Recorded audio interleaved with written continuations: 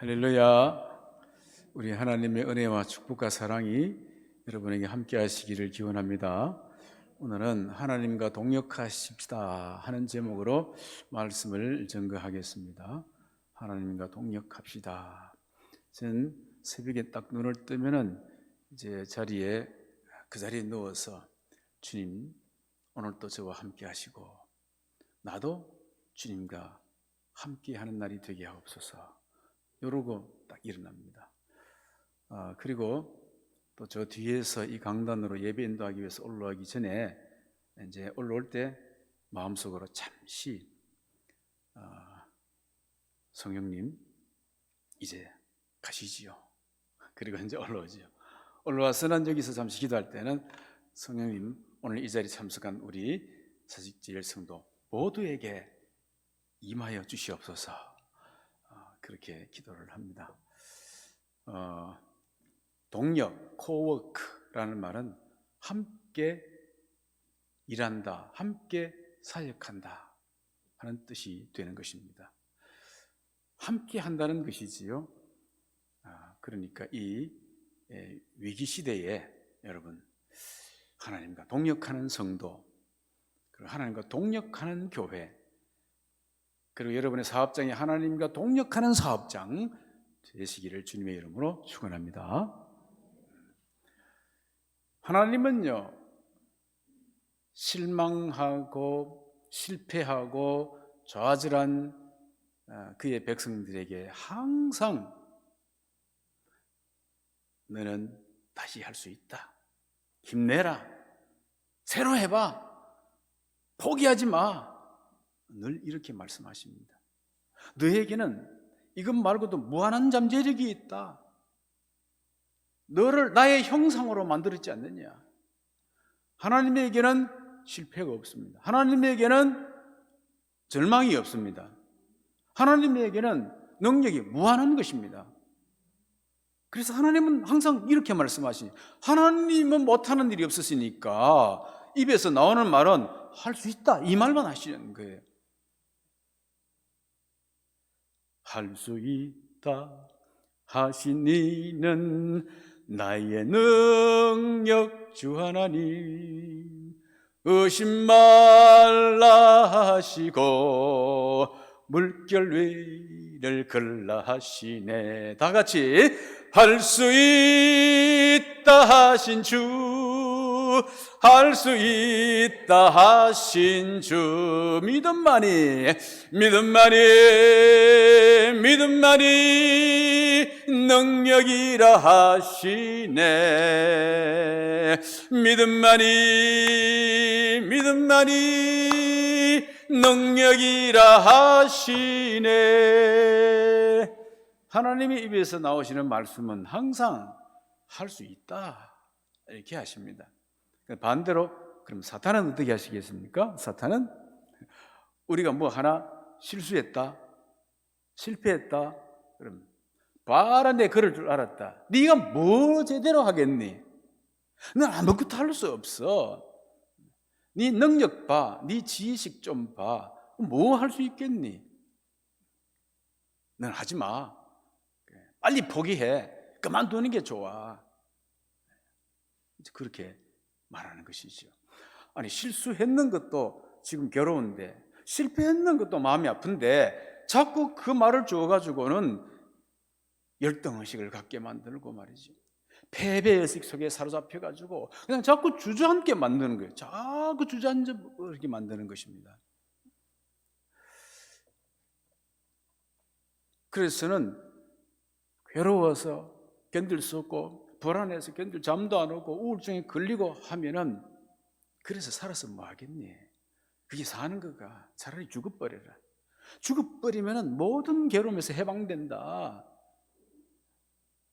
내가 가르쳐 줄게. 저 김해 가면은 부엉이라는 바위 있거든. 그 올라가 뛰어내려 버리면 돼. 자꾸 그렇게 하는 것이죠. 그 유혹에, 그 말에 넘어가면은 안 되는 거예요. 우리는 같은 귀를 갖고 있지만은 이런 사탄의 소리에 열지 마시고 하나님의 음성을 들으시기를 바랍니다. 우리 하나님의 음성 듣기 위해 이 자리에 나왔잖아. 하나님의 음성 듣는 성도가 되시기를 주님의 이름으로 축원합니다. 오늘 성경 본문에 보면은요, 너무너무 대조되는 두 사람이 등장하는데, 첫째는 사울 왕이 이제 등장합니다. 사울 왕이 이렇게 보니까 전쟁은 자기가 시작했지만은 그 다음에 쳐들어온 블레셋 군대 보니까 병거 전차 부대가 3만, 기마병이 6천, 그리고 보병은 헤아릴 수 없을 만큼 가득 차 있는 거예요. 근데 자기 군대는 그냥 형편이 없어. 이리저리 다 도망가 버리고 한 600명 정도 남아있는데 이들도 언제 도망갈까 기회만 찾고 있는 거예요. 그러니까 두려워서 공포에 질렸어. 꼼짝도 아무것도 하지 못하고 석류나무 밑에 앉아가지고 이제 가만히 쳐다보고 있는 것입니다. 우리가 14장 다 읽지 않았지만 그 1절에 나와요. 그 석류나무 밑에 앉아서 가만히만 이제 쳐다만 보고 있는 겁니다.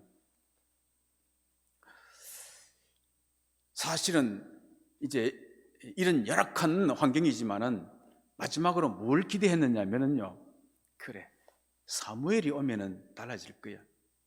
사무엘이 오면은 기도하고 능력을 일으키고 막 기적을 일으켜서 변화시켜 줄 거야. 이런 기대를 했단 말이지요.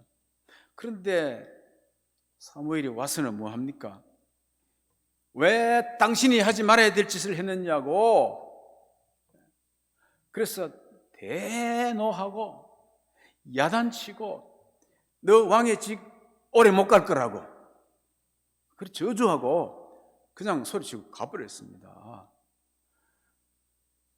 그러니까 이제 사울은 완전히 이제 절망할 수밖에 없는 상황이야. 그때에 누가 자꾸 말하느냐? 그때 이제 사탄이 들어오는 거예요.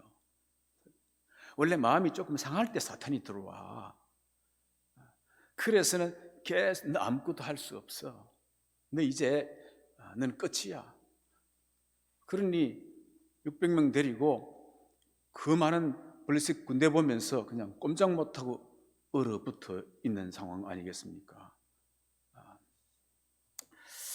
여러분, 이때에 참 그 신앙인은 아니지만은 참 우리가 존경할 만한 우리 역사 가운데에 한 그 인물이 있잖아요. 그 이순신 장군이라고 아시죠? 이순신 장군. 그 적들의 배는 한 500척 이상 되는데 그나마 그 나머지 배들을 다 잃어버리고 이제는 어쩔 수 없는 상황에 이순신을 다시 불러내 가지고 너 어떻게 해봤느냐? 전하, 아직도 신에게는 12척의 배가 남아 있습니다. 그랬잖아요. 12척의 배. 이 정신을 믿음으로 가지고 사울이 이래야 되는 겁니다. 왕이신 여호와여, 저에게 다시 한번 기회를 주십시오. 아직도 저에게는 600명의 동역자들이 있습니다. 이래 해야 분위기를 반전시키는 것입니다. 이게 이렇게 해야 되거든요. 근데 그냥 꼼짝없이 이제 이렇게 매여 있는 겁니다. 역사 공부를 조금만 사울도 하면은, 저처럼 이렇게 하면은 사사 시대에 어떤 일이 있었어요? 그 겁쟁이 기드온, 숨어있던 기드온에게 하나님이 동력하시니까 18만 5천의 미디안 군대가 쳐들어왔는데 몇 명으로 싸웠습니까? 300명으로 항아리 들고 나팔 들고 나아가서 싸웠지 않습니까? 그랬더니 하나님의 방법으로 미디안이 자기들끼리 싸웠거든요. 지금 사울에게는 꽃배기가 있습니다. 기드온의 꽃배기 600명이 있잖아. 600명. 하나님이 역사하시면 일이 된단 말이지요. 그런데 이제 사울은 그걸 지금 놓치고 있는 겁니다. 비록 자기가 실수를 했더라도, 그리고 그 꽃보다 할배 사무엘, 그 사무엘이 비록 그렇게 훅 떠나갔더라도 아직은 그래도 기름 부은 왕이잖아, 자기가. 그리고 자기 주변에는 또 하나님이 기름 부으신 그 대제사장 엘리의 정손 아히야가 있지 않습니까? 그리고 하나님의 법궤가 있고 그 다음에는 에봇이 있지 않습니까? 아직까지는, 그러니까 벌써 희망을 버릴 때는 아닌 것입니다. 기회는 아직 있는 것입니다. 다윗을 보십시오. 더 악한 짓을 했지만은 그가 중도에 포기하지 아니하고 새롭게 일어서지 않습니까? 철저하게 회개하고 다시 새롭게 있었을 때에 더 위대한 왕이 되었고 메시아 선조의 사역을 끝까지 잘 감당했지 않습니까? 여러분, 사람이 왜 사람이냐? 사람이 하나님이 아니거든. 그러니까 사람은 얼마든지 실수할 수 있는 존재야. 실수뿐만 아니라 더 나아가서 사람은 죄를 지을 수도 있는 존재인 것입니다. 근데 사람과 하나님이 다른 게 뭐가 있습니까? 하나님은 은총의 하나님이신 것이라, 그러므로 말미암아 사람의 실수도 알고 죄를 짓는 것도 알지만은 죄를 짓고 난 다음에 회개할 수 있는 기회를 주시는 은총을 주신 것입니다. 그리고 회개하는 자를 또한 용서해 주시는 은총을 주셔가지고 이 회개하고 용서받은 자는 죄에 안 지은 자처럼 새로운 사람처럼 또 그렇게 대우해 주시면서 다시 해봐라, 다시 살아봐라. 이게 하나님의 영원하신 무한하신 사랑이고 은총이고 축복인 것입니다. 왜 이걸 포기하려고 하는지 모르겠어요. 여러분, 저와 여러분 언제든지 이 하나님의 은총 속에 거하는 성도가 되고 절대 주저하거나 포기하지 않고 다시 일어서시기를 바랍니다. 하나님이 하시는 말씀인 것입니다. 하나님이 기대하는 자기 백성에 대한 기대라는 것입니다. 보십시오. 사단의 말에 속아 넘어갔던 가룟 유다 보세요. 가룟 유다, 그는 회개도 안 하고 후회만 하고 나중엔 스스로 목매 뿌리고 그렇잖아요. 우리는 이렇게 하나님의 은총 속으로 들어와 가지고 내 삶은 내 스스로는 해결할 수 없는 것인데 하나님의 은총 속에서 거기서 새롭게 다듬어져 가지고 또다시 나올 수 있는 길을 열어주시니 언제나 우리는 하나님을 바라보고 살아야 될 줄로 믿습니다. 이 두 번째에 나오는 등장하는 인물이 요나단과 이제 부간입니다. 요나단과 부간. 꽃보다 할배는 와서 소리만 치고 가버렸다 하는 소리 들었습니다. 병사들은 사울 왕을 다 떠나버렸다, 도망쳤다는 소리 들었습니다. 근데 요나단에게는 이제는 대제사장도 없고 법궤도 없고 에봇도 없습니다. 아무것도 없습니다. 가만히 있으면 일어나 저러나 죽는 길밖에 없는 것입니다. 사람이 원래 벼랑 끝에 있을 때 하나님을 믿는 사람은요, 그때 무언가를 합니다. 가만히 있지 않고, 기적은 가만히 있는데 안 일어나거든. 하나님 믿고 무슨 짓이든지 할 때에 그 기적이 일어난단 말이지요. 그러니까 기괴한 발상을 하는 것입니다. 지금 가만히 있으면 아무것도 안 되는 상황이니까 이 요나단이 사람이 상상할 수 없는 그런 발상을 하는 겁니다. 그래서 부간에게 말하는 것입니다. 부간, 말씀하십시오. 우리 이대로 있으면 죽는다. 죽는데 그냥 죽지 않고 비굴하게 죽는다. 그러니까 저들이 우리를 치기 전에 내가 저들을 먼저 한번 치고 싶다. 너하고 내하고 둘 말이다. 우리 두 사람 말입니까? 그래, 네하고 내하고 둘이다. 하나님의 구원은 사람의 많고 죽음에 달려있는 것이 아니다. 이렇게 말하는 거예요. 우리 6절 말씀 한번 볼까요? 6절 같이 읽습니다. 요나단이 자기의 무기를 든 소년에게 이르되 우리가 이 할례 받지 않는 자들에게로 건너가자. 여호와께서 우리를 위하여 일하실까 하노라. 여호와의 구원은 사람의 많고 적음에 달리지 아니하였느니라. 병사들도 없고 호위병도 없고 너하고 너가 단 둘이 적진으로 돌진해 가보자는 것입니다. 이건 단순한 용기나 용맹을 넘어서서 하나님께 자기를 이번 기회에 던져버리는 것입니다. 하나님은 절대적으로 살아계시니까 자기를 던져버리는 것이죠. 해보자. 그래서 이 부관도 아주 아주 특별한 사람입니다. 부관도 보통 사람이면 그 말을 하면 어떻게 됩니까? 지금 정신이 있습니까? 자살행위입니다. 그거는 요 말 나와야 정상입니다. 그죠? 그리고 또 어떤 사람은 왕자님, 먼저 우리 집 사람한테 물어봐야 되겠습니다. 내게는 아직도 아이들이 있거든요. 이러면서 흐느껴야 되는 거예요. 그런데 이 부관이 뭐라고 말합니까? 7절 말씀 같이 읽어보겠습니다. 7절 빨리 좀 넘겨주세요. 7절. 예, 넘어갔습니다. 같이 읽습니다. 무기를 든 자가 그에게 이르되 당신의 마음에 있는 대로 다 행하여 앞서가소서. 내가 당신과 마음을 같이하여 따르리이다. 그랬습니다. 당신의 마음에 있는 대로 다 행해 앞서가십시오. 그럼 내가 당신의 마음과 같이 해서 따르겠습니다. 보십시오. 여기에 우리는 동력자, 그죠? 진정한 동력자의 모습을 볼 수 있게 되는 것입니다. 이게 동력이에요. 우리도 한번 따라해 보시겠습니다. 우리도 동력하겠습니다. 다시, 나도 동력하겠습니다. 네, 그렇습니다. 그래서 이 두 사람이 이제 계곡을 두고 양쪽에 높은 바위 이 틈에 있다가 요나단과 부간이 내려오는 것이요. 계곡을 내려가지고 지나서 이제 올라가는 겁니다. 블레셋 족속 초소들이 있는 쪽으로 올라가는 거예요. 올라가는데 그 이상한 일이 벌어지는 거예요. 자, 올라와라 해놓고는 이제 올라오면은 뭐 해야 됩니까? 위에 있는 게 절대적으로 유리한 상황이잖아요. 위에서 바위 몇 개만 굴러내리면 돼. 아니면 올라오면 돌을 던지기만 하면 돼요. 그리고 창을 들고 있다가 올라오면 쑤시면 돼. 그런데 아무 일도 일어나지 않는 거예요. 반면에 요나단과 그 부하는 나비처럼 살뿐살뿐 올라가서 칼춤을 추는 거예요. 어떤 일이 이렇게 벌어졌을까? 하나님이 간섭하는 겁니다. 개입하는 겁니다. 그럼 마음은 하고 싶은데 하나님께서 블레셋 병사들한테 가위 눌림을 딱 줘버린 거야. 가위 눌림. 움직이고 싶은데 가위가 눌려가지고 이게 꼼짝가 잘 안 되는 거야. 안 되는 거야. 응?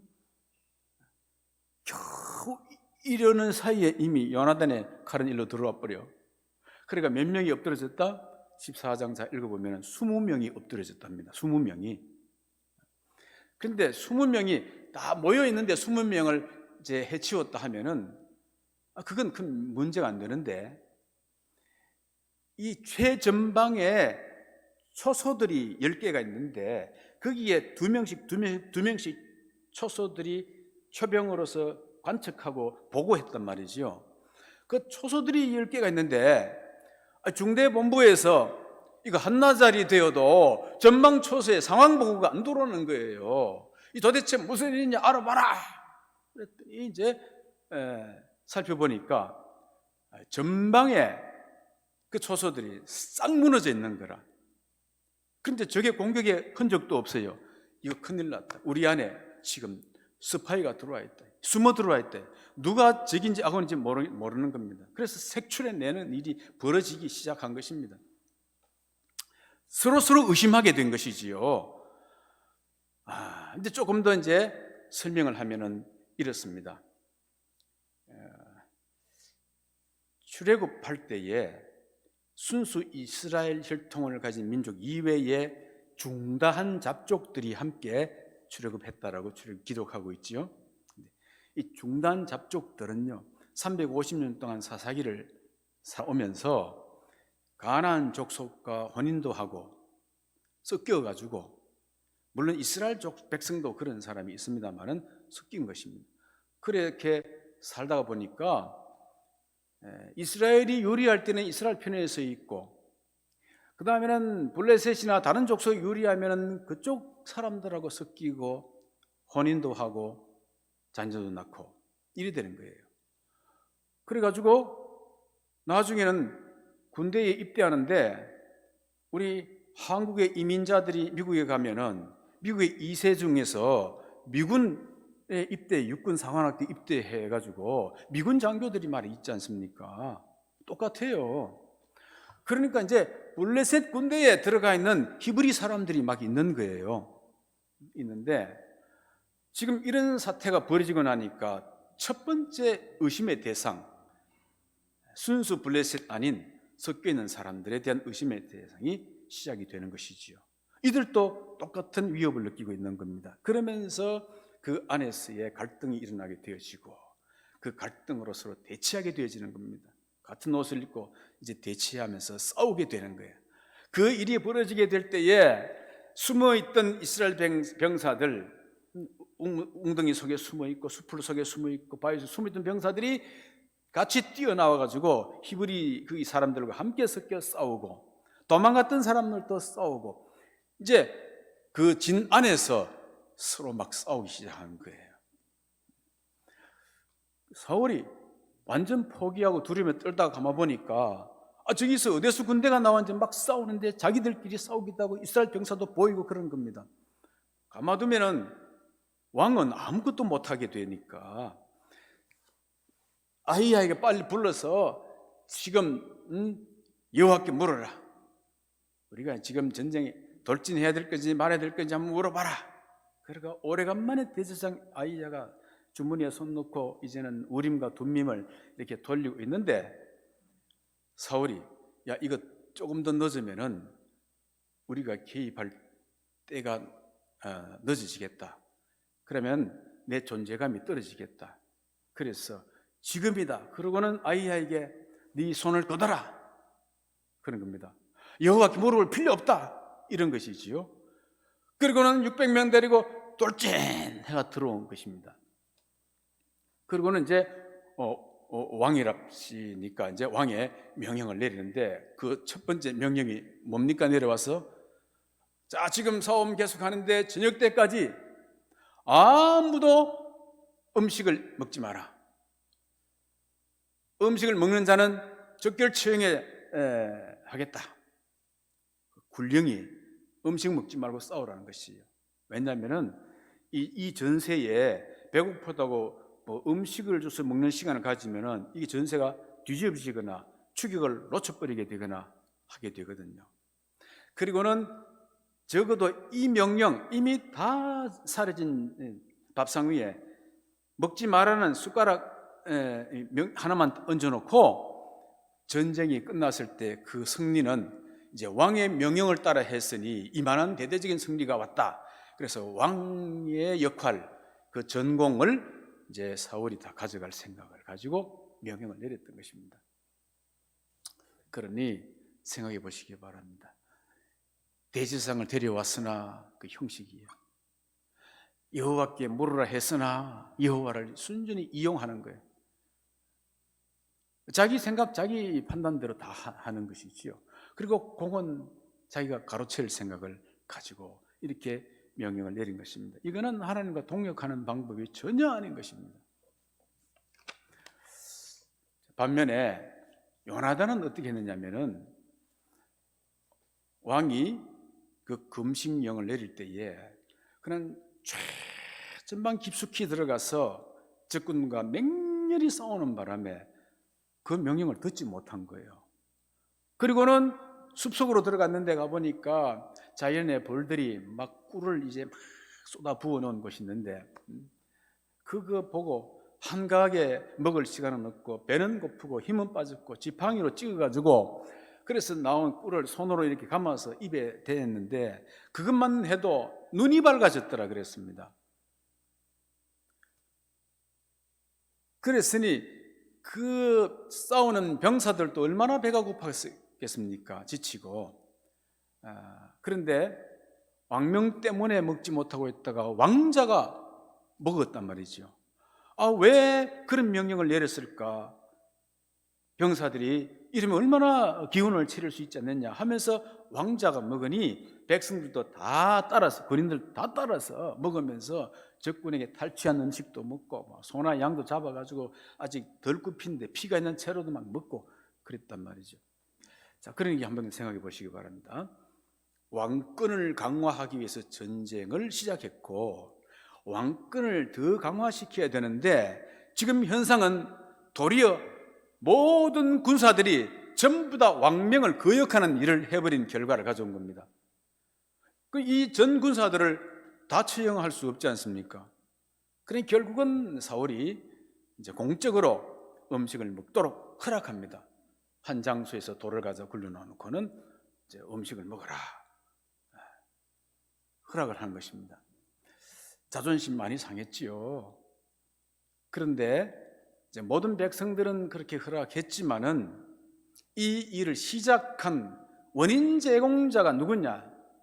영향을 미친 자가 누구냐? 그 자는 틀림없이 한 지휘관일 텐데 그 자는 내가 반드시 벌하겠다는 것입니다. 그 과정에서 보면은 또 다른 밤에 추격해야 될 일이 있는데 이제 밤중에도 추격할까 말까, 또 여호와께 물으라 그러고는 이렇게 이제 그 사이에 여호와가 응답하지 않는다. 응답하지 않는 이유가 뭘까? 그 죄가 있다. 죄인이 누굴까 찾아서 이제 그가 요나단이었다 하는 것이 이제 밝혀졌단 말이죠. 그러니까 사울이 요나단에게 뭐라고 말했습니까? 우리 44절 말씀 한번 보겠습니다.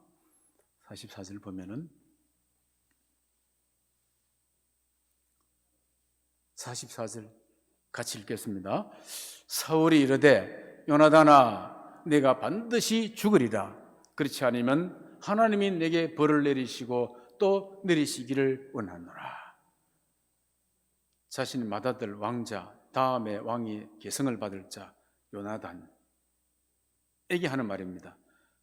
네가 죽는데 그냥 죽지 않고 반드시 죽으리라. 네가 그래 죽지 않으면 하나님이 내게 벌을 내린다 라고 했습니다. 야, 참 무서운 사람이지요.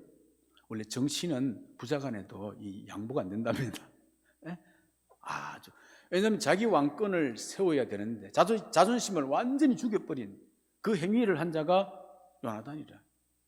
전공은 요나단이 세웠지만은 요나단이 사라져야 되는 거예요. 지금 입장에서 네가 반드시 죽으리라 그랬습니다. 그래서 적결 처형을 이제 하도록 명령을 했는데, 그런데 이 요나단을 누가 건져내느냐? 45절 말씀 같이 읽습니다. 백성이 사울에게 말하되 이스라엘의 이 큰 구원을 이룬 요나단이 죽겠나이까? 결단코 그렇지 아니하니이다. 여호와의 살아계심을 두고 맹세하옵나니 그의 머리털 하나도 땅에 떨어지지 아니할 것은 그가 오늘 하나님과 동력하였음이니이다 하여 백성이 요나단을 구원하여 죽지 않게 하니라. 자, 사울이 말합니다. 반드시 죽으리라. 그러니까 반드시 대신에 이 전 군사 백성들이 뭐라고 말합니까? 결단코 하고 나옵니다. 반드시와 결단코가 지금 붙고 있는 것이지요. 그 다음에는 사울이 여호와의 이름을 대는, 여호와께서 내게 벌을 내린다고 여호와의 이름을 갖다 대고 맹세하니까 백성들이 뭐랍니까? 똑같이 우리도 여호와의 살아계심을 두고 맹세한다는 거예요. 그 다음에는 머리털 하나도 땅에 떨어지지 아니할 거다라고는 얼마나 완강합니까? 전군사들이 그렇게 나온 것입니다. 어떻게 전군사를 대항할 수 있겠습니까? 그리고 이 군사들이 이렇게 왕에게 대항해서 나온 그 근본적 이유가 뭐냐니까 그가 오늘 하나님과 동력하였기 때문이다 라고 말한 것입니다. 자, 그 말이 뭐냐면은 비록 왕명을 어긴 것은 죄가 될지 모르지만은 그러나 그가 그렇게 한 모든 일은 처음부터 기적 같은 일을 시작했고 또 중간 과정도 모든 일은 하나님과 동력했다. 자신을 하나님께 던졌는데 하나님이 시키는 대로 했다. 하나님의 능력도 했다는 것입니다. 그래서 이 구원을 이루어냈다는 것입니다. 그러니까 하나님의 시키심은 왕이 말하는 명령보다 더 위에 있다는 것이지요.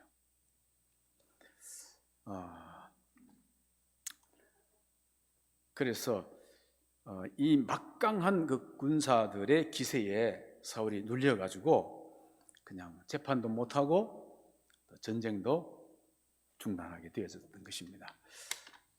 오늘 하나님께 주신 말씀이 무엇이었습니까? 하나님과 동역합시다 그랬습니다. 전능하신 하나님과 동역자가 되면 하나님이 친히 그의 일을 해 나가시는 줄로 믿으시기 바랍니다.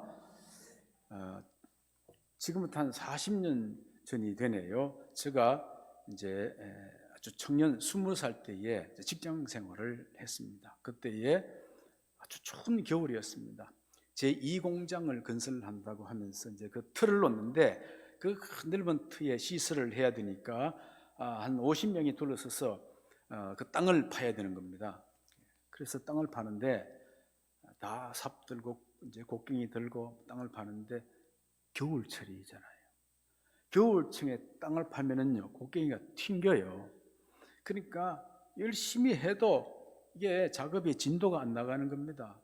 아침부터 시작해 저녁까지 계속 해도 날씨는 춥지요. 일은 하니 땀은 나지요. 속엔 내복은 젖어버리지요. 조금 쉬면은 젖은 땀이 얼음이 되지요.